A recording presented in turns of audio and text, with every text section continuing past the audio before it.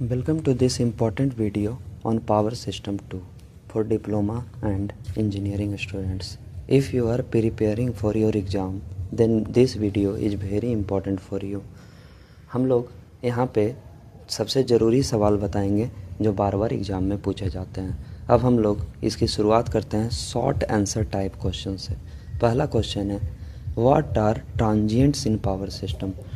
Transients हम लोग sudden voltage और करंट डिस्टर्बेंसेस को कहते हैं जो बहुत ही शॉर्ट टाइम के लिए होते हैं। They are caused by lightning या फिर स्विचिंग ऑफ सर्किट्स और सडन लोड चेंजेज। ये अचानक वोल्टेज या करंट में बदलाव होता है तो इसे ट्रांजिएंट कहते हैं। ये इंसुलेशन को नुकसान पहुंचा सकता है और इक्विपमेंट को भी डैमेज कर सकता है। नेक्स्ट क्वेश्चन की तरफ बढ़ेंगे। What is load flow study and why is it important. Load flow study क्या है, क्यों ज़रूरी है, ये क्यों महत्वपूर्ण नहीं है। तो इस क्वेश्चन का आंसर हम लोग इस तरह करेंगे। A load flow study helps to check how electrical power flows in a system. It calculate bus voltage, current and power losses. अगर आसान भाषा में कहा जाए तो इसे हम लोग कह सकते हैं ये पावर सिस्टम की स्टेबिलिटी को चेक करने और वोल्टेज को सही बनाए रखने में मदद करता है। Next question is, what is corona discharge and what are its effect. इस क्वेश्चन को हम लोग इस तरह जानेंगे कि corona discharge happens when air around a high voltage conductor gets ionized and starts glowing. बोल सकते हैं इसे कि जब वोल्टेज बहुत ज़्यादा हो जाता है तब हवा में चमक दिखती है और हिसिंग साउंड आता है। इसके कारण पावर लॉस और रेडियो इंटरफेरेंस भी हो सकता है। नेक्स्ट क्वेश्चन है, explain the ABCD parameters of A transmission line. ABCD parameters define the relationship between sending end and receiving end voltage and current. These parameters help in transmission line analysis. अगर आसान भाषा में कहा जाए तो इनका उपयोग लाइन लॉस और वोल्टेज ड्रॉप चेक करने के लिए भी किया जाता है। नेक्स्ट क्वेश्चन की तरफ बढ़ेंगे। What is skin effect in transmission lines. Skin effect को जानेंगे कि स्किन इफेक्ट क्या होता है। Skin effect means that at high frequency current moves toward the outer surface of the conductor instead of flowing evenly.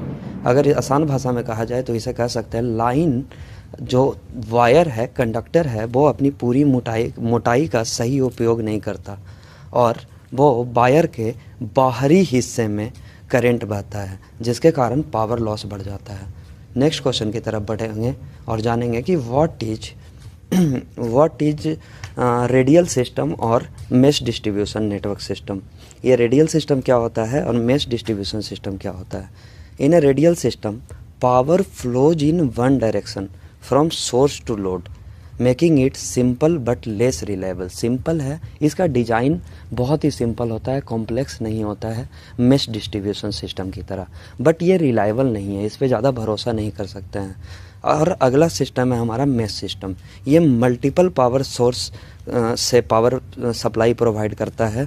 इसके कारण इसमें reliability अच्छा है और रिडंडेंसी अच्छा है। बट एक प्रॉब्लम यह है कि ये सिस्टम कॉम्प्लेक्सिटी बनावट में सिस्टम कॉम्प्लेक्सिटी बढ़ा देता है। नेक्स्ट क्वेश्चन की तरफ पढ़ेंगे और जानेंगे कि what is VAR compensation and why it is needed. VAR को हम लोग बोलते हैं वोल्ट एम्पियर रिएक्टिव कंपनसेशन। इससे हम लोग अपने सिस्टम का पावर फैक्टर को इम्प्रूव कर सकते हैं, ट्रांसमिशन लॉसेस को कम कर सकते हैं और सिस्टम के वोल्टेज को स्टेबल रख सकते हैं। इसमें हम लोग इन सिस्टम को बेटर रखने के लिए हम लोग कुछ कैपेसिटर्स, सिंक्रोनस कंडेंसर्स और कुछ fact controllers like electronic devices का भी उपयोग करते हैं। Next question, differentiate between symmetrical and asymmetrical fault. Symmetrical fault like 3 phase short circuit. तीनों फेज में क्या हो गया, शॉर्ट सर्किट हो गया।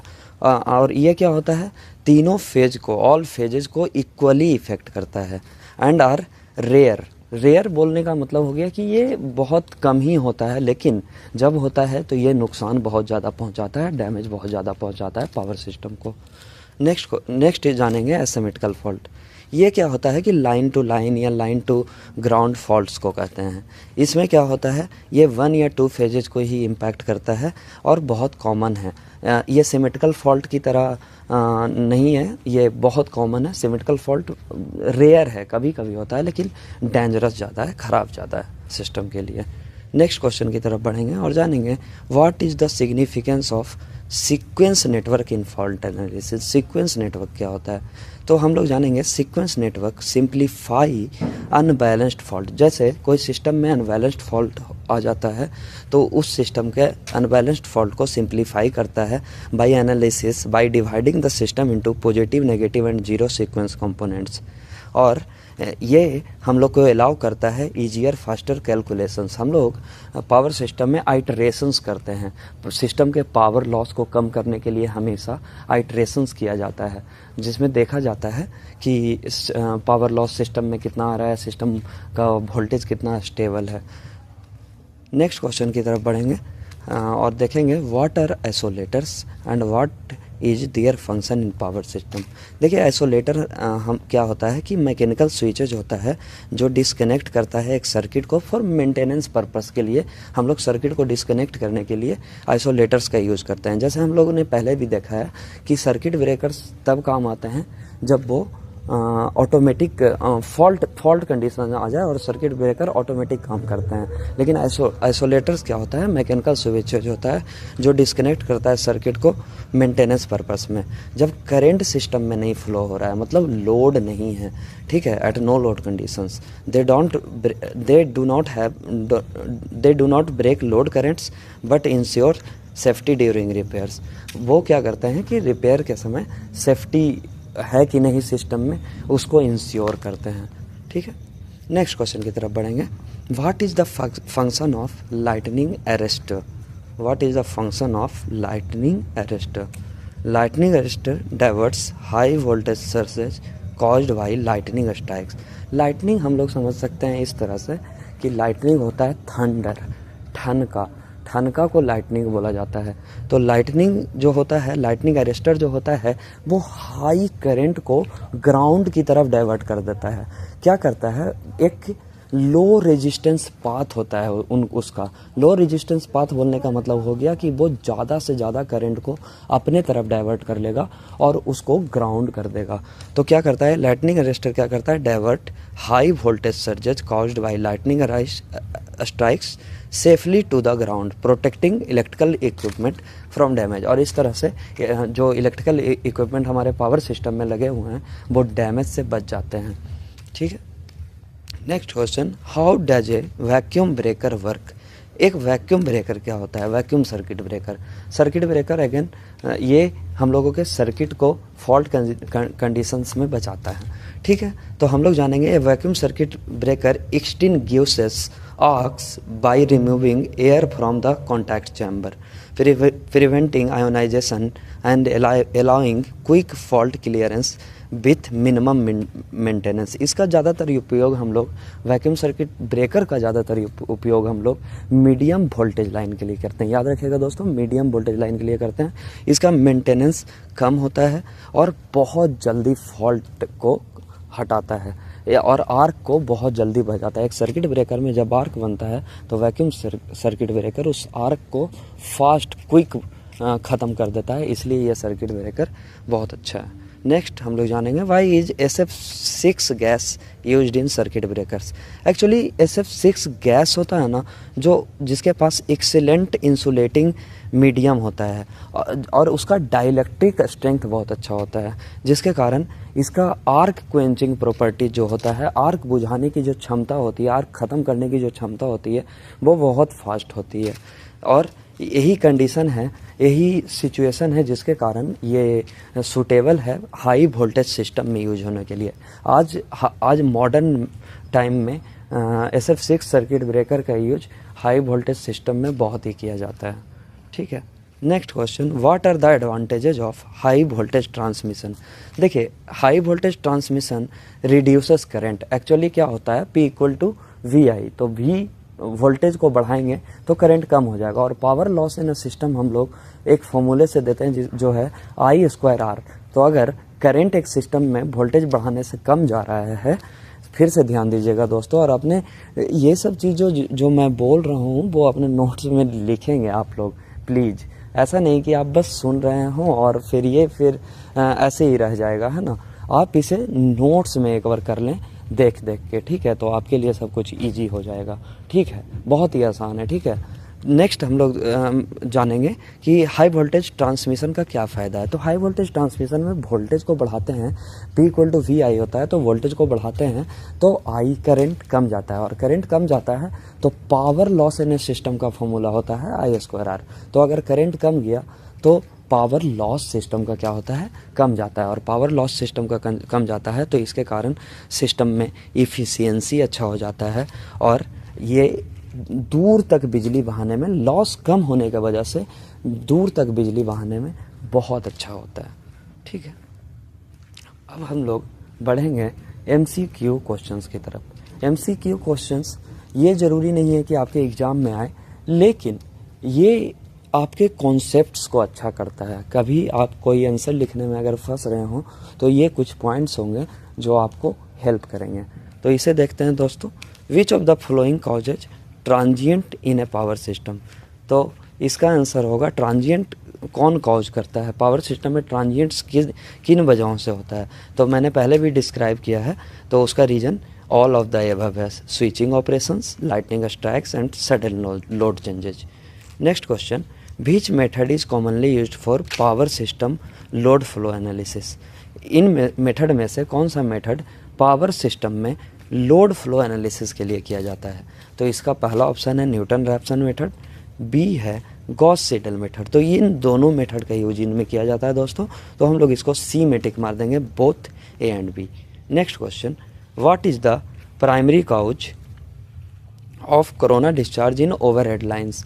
तो कोरोना डिस्चार्ज का क्या मुख्य कारण है।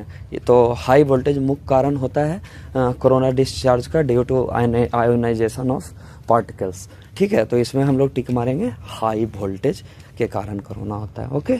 नेक्स्ट, बीच पैरामीटर अफेक्ट सैग इन ट्रांसमिशन लाइन। एक्चुअली सैग होता है जैसे गर्मी के दिनों में भी वायर झुक जाते हैं, या फिर टेंशन के वजह से वायर का झुकाव को हम लोग सैग बोलते हैं।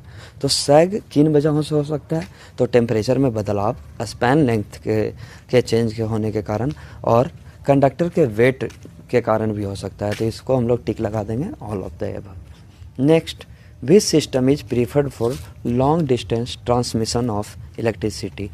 जैसे हम लोग जानते हैं कि 400 से 500 किलोमीटर तक, मतलब ओवरऑल जो शॉर्ट डिस्टेंस या फिर मीडियम ट्रांसमिशन लाइन या लॉन्ग ट्रांसमिशन लाइन डिस्कस किए हैं एसी सिस्टम के लिए, तो उसमें हम लोग 400 से 500 किलोमीटर, 550 किलोमीटर तक बिजली बहाते हैं। जब हम लोग 600 किलोमीटर से ज़्यादा दूर बिजली बहाना होता है, अबाउट 600 किलोमीटर्स नियरली, तो हम लोग डीसी ट्रांसमिशन सिस्टम का यूज़ करते हैं। तो हम लोग बोलेंगे लॉन्ग डिस्टेंस के लिए डीसी सिस्टम यूज होता है। Next question, which electrical fault is most severe. कौन सा इलेक्ट्रिकल फॉल्ट है जो सबसे ज़्यादा खतरनाक है, जिसको सॉल्व करना सबसे ज़्यादा मुश्किल होता है। तो हम लोगों ने पहले भी बात किया था, सिमेट्रिकल फॉल्ट जो बहुत ही रेयर होता है, जिसे हम लोग कहते हैं 3 फेज शॉर्ट सर्किट फॉल्ट। तो इसे सॉल्व करना और इसे ठीक करना बहुत मुश्किल होता है, और ये सबसे ज़्यादा सिस्टम को डैमेज पहुंचाता है। नेक्स्ट, हम लोग ओवर करंट प्रोटेक्शन के लिए कौन सा रिले का यूज करेंगे। तो ओवर करंट प्रोटेक्शन के लिए ट्रेडिशनली हम लोग इंडक्शन रिले का यूज करते हैं। तो आप लोग टिक मारिएगा इसमें, इंडक्शन रिले एक तरह का सेंस डिवाइस होता है, सेंस करता है और ओवर करंट या फॉल्ट कंडीशंस को सर्किट ब्रेकर को इन्फॉर्मेशन पहुंचाता है, ठीक है। तो रिले, इंडक्शन रिले मारिएगा इसमें, okay. Next question, what is the function of A circuit breaker. तो सर्किट ब्रेकर का क्या फंक्शन है। इसके पहले हम लोगों ने डिस्कस किया आइसोलेटर। तो आइसोलेटर में हम लोगों ने डिस्कस किया कि नो लोड पे काम करता है, मतलब करंट जब सिस्टम में नहीं बह रहा हो, मैकेनिकल डिवाइस है। लेकिन यहाँ पे हम लोग जानेंगे कि एक सर्किट ब्रेकर जो होता है फॉल्ट कंडीशंस में काम करता है, ऑटोमेटिक काम करता है। तो इसमें हम लोग सी में टिक मार देंगे, to disconnect a faulty section automatically, okay. अब हम लोग दोस्तों आपके लिए मैंने लॉन्ग क्वेश्चंस देखा है कुछ, तो वो आप लोग कर लेंगे, ठीक है। तो मैंने 6 लॉन्ग क्वेश्चन दिए हैं, 16-16 मार्क्स में आने के चांसेस होते हैं, तो ये सारे बहुत इंपॉर्टेंट हैं। इन्हें आप अपने कॉपी में नोट डाउन कर लें और इसे कर लें, और मुझे बताएं कि आपको ये वीडियो कैसा लगा, और किन्हीं भी हेल्प के लिए आप मुझे हमारे वीडियो पे कमेंट कर सकते हैं, जिससे आपको आगे वीडियो देखने में मदद होगी। Best of luck for your exams, keep learning and keep growing. Thank you.